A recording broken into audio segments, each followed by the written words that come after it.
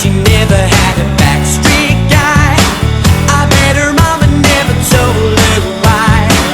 I'm gonna try. Happy birthday, Mama. Thank you po sa pag-aalaga at sakripisyo na ginawa niyo sa amin.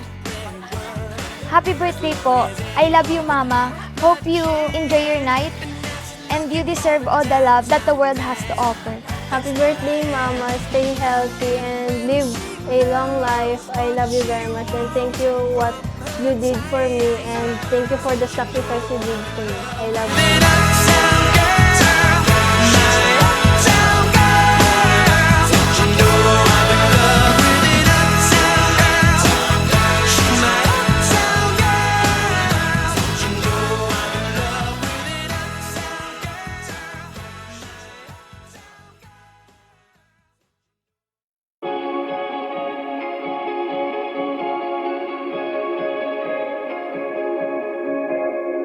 Could it be the start of something? Maybe our luck's about to turn around a little.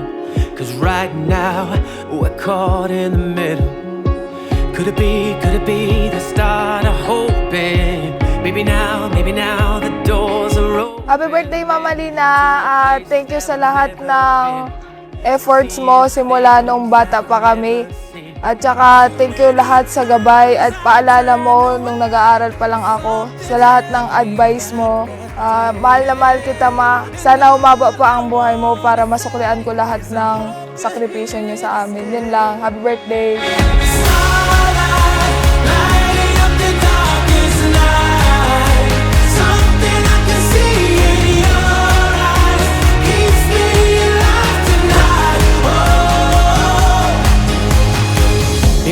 Ma, happy birthday!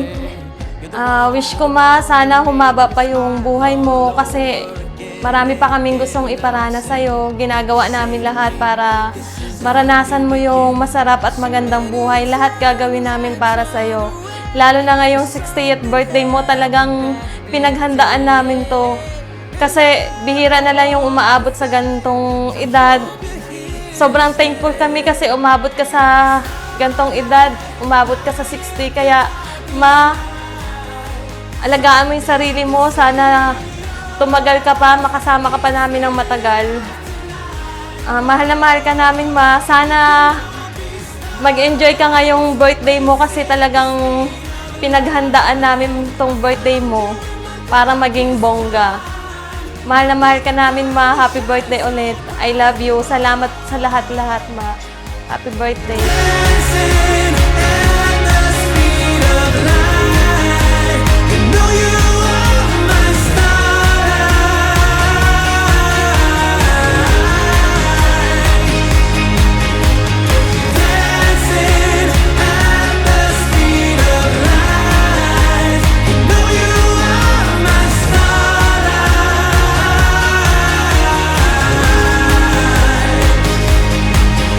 Happy birthday, Ma. Ngayon at narating mo na ang 60 years. Napakamalaking blessing na yun na umabot ka sa ganyang age na up to now kasama ka pa namin. Masaya, walang problema, walang stress, at importante yung good health ka.